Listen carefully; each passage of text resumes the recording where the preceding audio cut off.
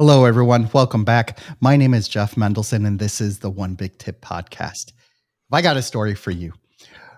From being left at a yard sale as a 12-week-old baby to losing 160,000 of his own money in a failed company, Kyle Livingston knows what failure feels like, tastes like, and smells like. He did not let his circumstances determine his attitude or his success in life. From the lessons he learned, Kyle has since built a seven-figure brick and has built three seven-figure brick and mortar companies and helped turn nine companies that were in the red to be wildly profitable. Now, as a business consultant and coach, his goal is to help others turn chaos into profit. It's going to be an excellent conversation today. I'm really excited about this. Kyle, thank you so much for joining me and welcome to the show. Thank you so much for having me. I'm really excited to hop on, give a big tip to the audience and serve them at the highest level. So thanks for having me. I love it. I love it. Dude, let's take a step back. Let's tell everyone who you are and why you are so amazing. It's always a tough thing to lead into. But like you said, Kyle Livingston, I live outside of Nashville, Tennessee.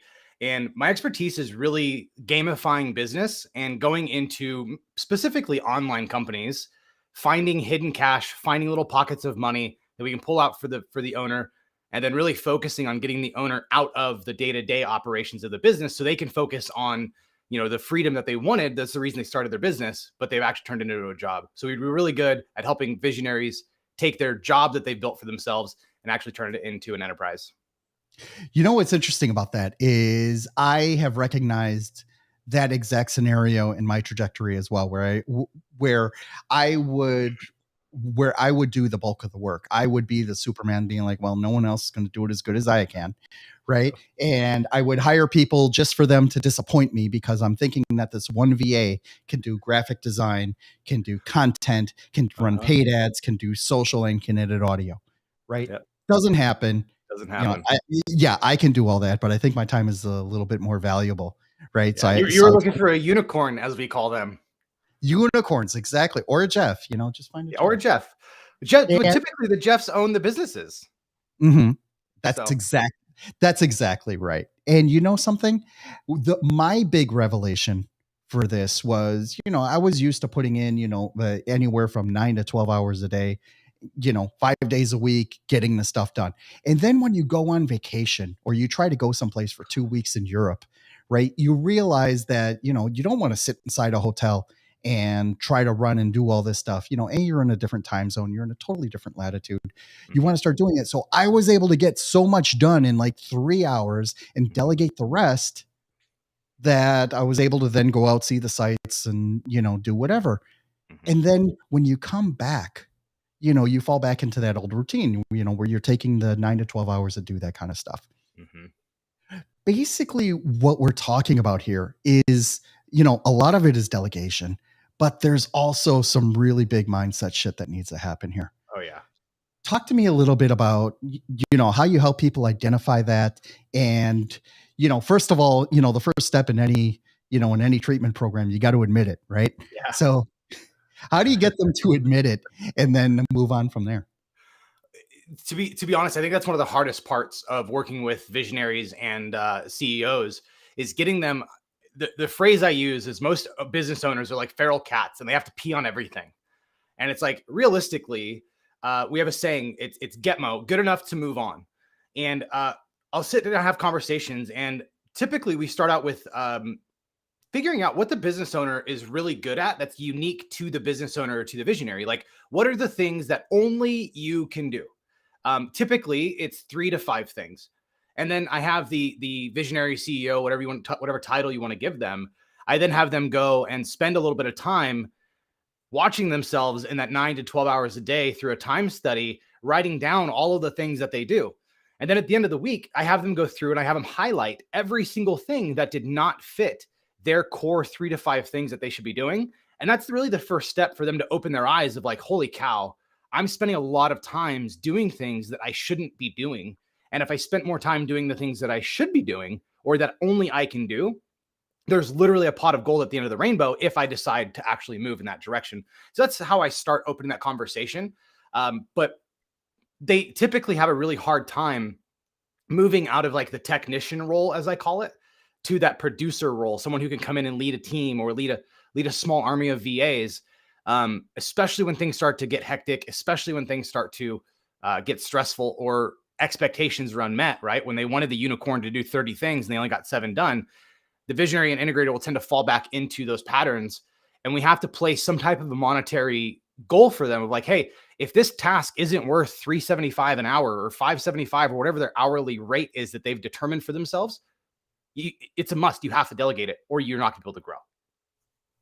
So delegation is not an easy it's not an easy process for people to do, right? I'm even talking to all of these mid-management people who may be listening right now, who maybe have, like close to a 7-figure salary right now in corporate, and then they're going to go off on their own and thinking that they can do all this stuff. And you know something? Not only you can't do it, right? Because, well, you can fake that you can do it, and maybe you think that you're doing it right. But the fact of the matter is you shouldn't be doing it, right? You shouldn't be doing this stuff and trying to figure out, how to manage these people, how to hire these people, how to even identify what it is that they're going to do for you. I mean, that is a mini project in and of itself.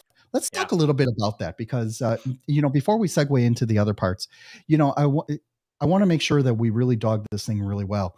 How do you figure out what needs to be delegated and how do you delegate that part out? Yeah. So the first thing that I come to when looking at what should be delegated, right? We go back to that little week-long time study that I had them do and highlight everything that they shouldn't be doing. And then I asked them a question of like, which one of these things takes the most emotional energy out of you? Like, I'm working with a client right now who has been leading his sales team for the last 3 to 5 months. They grew a sales team internally. He's been leading it and it just suffocates his energy. And so he'll hop on the sales meetings and he'll listen to sales call reviews. And by 11 o'clock, he's like, dude, I don't want to get on camera and do my attractive character stuff. I don't want to coach our students. Like, it was so fatiguing for him to lead the sales team that once we got him out of leading the sales team and put a sales director in that position for him, we literally, I'm not exaggerating or being dramatic here, we literally doubled his business in 30 days because he had the energy to go focus on the things that drove revenue to his business. And so I used that cheat sheet of a time study to say, what are the things you shouldn't be doing? And then go through and star right next to those highlighted items on what are the things that you hate doing the most. And like, let's start there. And this goes for your business, for your house and everything. Like, if you're a business owner, an entrepreneur, and a CEO or wannabe, and you're like cleaning your own home and mowing your own lawn and washing your own cars, like, you shouldn't be. And most of you know that. And that seems really reasonable. But when we get into business, it's like, well, I have to wash this piece of my business because if I don't do it, no one else will. And you have to get over that because I promise, there are a lot of people that are as good, if not better, at doing something than you are.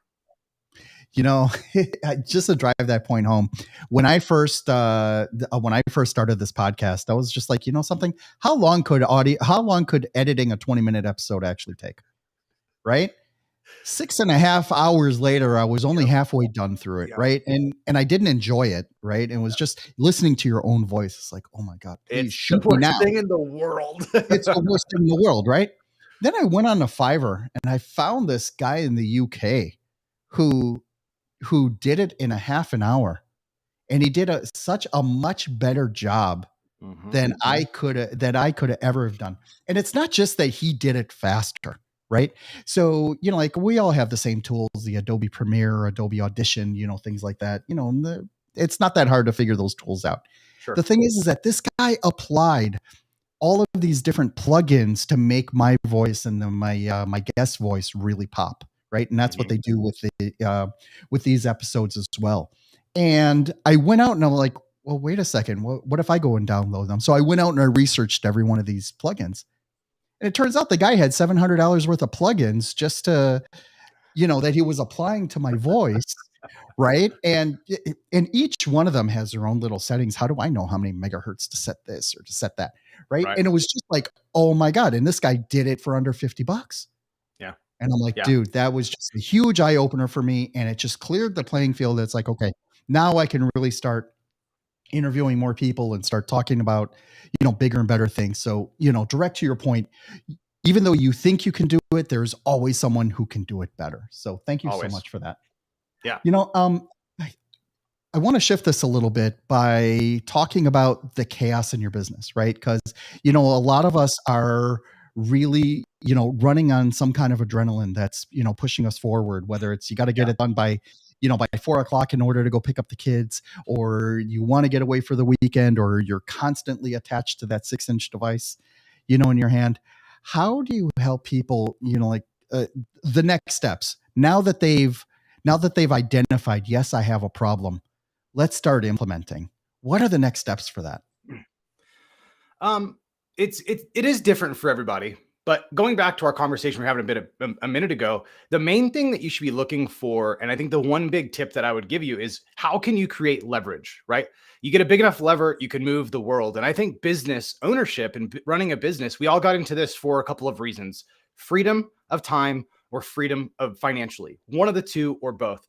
And the only way that you're ever going to actually accomplish that is through creating leverage. Now, leverage, I want to be super practical here. Leverage can come in the form of people. It can become in the form of hiring an executive assistant or a virtual assistant or a video editor or many labor technician type of role. There is thinking leverage, where you can bring people in to leverage their brain power, right? This is found through masterminds, through coaches, through consultants.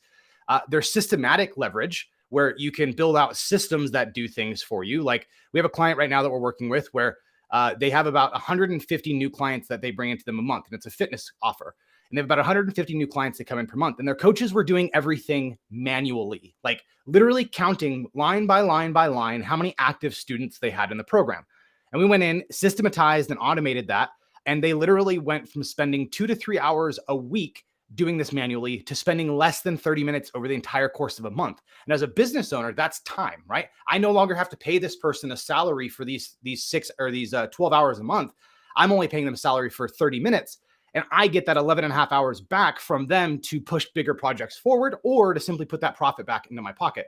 And so you have labor, you have brain power, decision-making power, and you have systematic leverage. And so as a business owner, looking for leverage in one of those areas is going to give you the results that you wanted, which are the financial or the emotional and time freedom. What kind of resistance do you get when you start pushing those levers, and people are like, no, I can't give that up. I'm not giving that up. Like, what are you, nuts? Like, put all this into an automated sequence. I need Yeah. someone to hear my voice, Yeah. right? I don't want some automated email that just sounds robotic. How do you get them to Yeah. shift away from that? Typically it's through data. Typically it's through like, okay, hey, I totally understand your fear of switching into this automated system. Here's the deal. If we do this and it doesn't work, we'll flip the switch and put it right back. But we look at data and we say, if this does work and you do get the time back, is it worth it? And typically the answer is yes. And typically we can say, okay, well, let's give this a shot. Let's give this a try. And if it doesn't work, it completely explodes. We're out a week opportunity costs. We're out a week of leads. Let's revert back to the old system. But 90% of the time we move into a new automated system, they realize how much freedom it gives them. And they're okay with the 80-20 rule here, saying, hey, like, that might not be exactly how I would say it, but it's getting us 80% of the results and I get 100% of my time back. And so typically it's through testing, through data, through really trial and error sometimes with the visionary. But it also has to do a lot with their mindset of like, do you actually want freedom or do you want a job? You can't have both. Exactly. I think one of the biggest parts for me was the freedom, to be able to, to run my business and to run my life the way I want.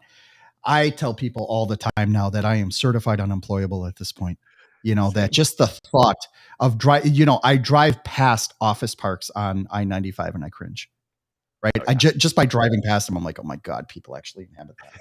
And it's like, dude, it's like, I just can't get it out of my head because I've been, I was one of those corporate refugees for so long, and Corporate it was just refugee. one I of those things, love that. you know, and I just wasn't able to do it. Let me ask what kind of tools do you use to, what are your favorite to help business owners, automate this stuff and, being able to delegate things like that? Yeah, I would say that one of my favorite tools is from in the CRM world is HubSpot. Huge fan of HubSpot. We use Google Data Studio and Google Suite a lot. Slack is a big favorite of mine. ClickUp is the project management tool that we've been using and playing around with, and we love it. Caveat is any project management tool that you get, it's like a box of Legos. You can build like a 2.5 wheel race car that doesn't go anywhere but in circles, or like a 17-foot tall dragon that you see outside the Lego stores. They've got to be built in a way that actually works for your business. And so HubSpot, Slack, ClickFunnels is another big system that we use for our landing pages, Google Data Studio, and that kind of sums up, I would say, the big bulk of the systems that we use. You know what's interesting about that is what I found with tech stacks is that there are very few softwares out there that can do everything, right? And even the ones that say they can do everything, well, you start to find out that they do 95% of what you want, but it's that 5% that's the linchpin that makes you just go, I can't use this, because it just doesn't do it as well. A lot of softwares, for example, do calendaring, right? They help you choose calendars across different time zones, things like that. But if all it takes is 1 or 2 times for it to screw up for everyone to just go back to Calendly, right? And everyone knows that Calendly does it, right? And then you have literally their name. Right. It's literally their name, right? It's their reason for being. And what happens is, like when you're trying to explain that to people, like which is the best thing to do, it's like, well, it depends, right? So I come from a technology background where my job was to recommend and implement a lot of this stuff, right? And I still do a lot of it today. So like like I'm looking for best in class, like best in class for page building or building, is ClickFunnels, right? There are others out there, but if you really want something best in class, go for it. You just need to make sure that it handles 100% of your requirements. Last question for you though. Can you talk to us a little bit about a case study about a client that you've had that you were able to take this, implement these new tools, like get them off of their spreadsheets and into HubSpot and really help them blow it up? How did that look? I mean, you already mentioned the gym that did it in 30 days, but what other types of businesses have you helped that you've been able to achieve this type of success? Yeah, I mean, we've been able to achieve this type of success in multiple different genres. Typically, like I said, the online coaching consulting space is really where we're looking at. But I've had people that are, they teach people how to do real estate investing. They teach people how to go viral on Instagram. They teach people how to get healthy, get in fitness. Had like everything that you can think of in the online coaching space, down to like helping people getting pregnant, all these different things that people do. It's really industry agnostic is what we do. Like I came from a world that was brick and mortar, came into the online world, started learning the online world, and I realized that, man, like business is just business. It doesn't matter if it's online, offline, it does not matter. Business is just business. But one of my favorite case studies that we have, they teach people how to invest into real estate. And they were around 100-ish, 120-ish K a month. And their biggest problem was they didn't have the optics into their systems to see that like their sales team wasn't actually calling the leads. Maybe they might call some of the leads, but they weren't calling the rest. And they sure as hell weren't calling them 5, 6, 7, 8 times as they should be. And we went in, built out the infrastructure for the business owner to get out of running the sales team, got him out of running the sales team. Got the data back showing us like how many times our leads are getting contacted, all these, unsexy metrics, if you will. But once we did, we were able to take him from about 100-ish per month to well over 350K a month. And this is cash collected. Like I don't talk about like, oh, look how much revenue we generated. Like this is cash collected. Took them at over 350 a month cash collected, got the owner out of the day-to-day, got him to be able to spend time with his family. And when we sat down and had our initial conversation, he's like, dude, I just want to go see my daughter's dance recitals. Like that's my goal. And I would love your help getting there. That eventually was where we ended up getting him. But we struggled with him too. He wanted to do everything on his own. He wanted to run the sales team. He wanted to do the marketing. I'm like, dude, you can't. You got to pick one. You either be a business owner or you be a technician, and you can't be both. And once that clicked for him and he handed everything off, straight to the moon. I love it. I love it. Thank you so much for sharing that. Yeah, Kyle, where can people learn more about you and how can they reach out to you directly? Yeah. So if you guys go to 7-Figure Industry, the number 7figureindustry.com, that's obviously our main page. You can grab all of our socials there. We're on YouTube, Facebook, Instagram, TikTok, all the big ones. on sevenfigureindustry.com, there's actually a place where you can get a free dashboard to actually see all of this data. So you get a free CEO dashboard on there if you want to grab that. It's towards the bottom of the page. But yeah, sevenfigureindustry.com is the best place to get a hold of us. Amazing. Kyle, thank you for joining me today. Yeah, it's been a lot of fun. absolutely. I love nerding out on this stuff, and just being able to get people, really to take off their cape and hang it up and let other people be amazing at what it is that they do. That's really what this is all about. So thank you for joining me today. Yeah, absolutely, man. Thank you for having me. See you guys.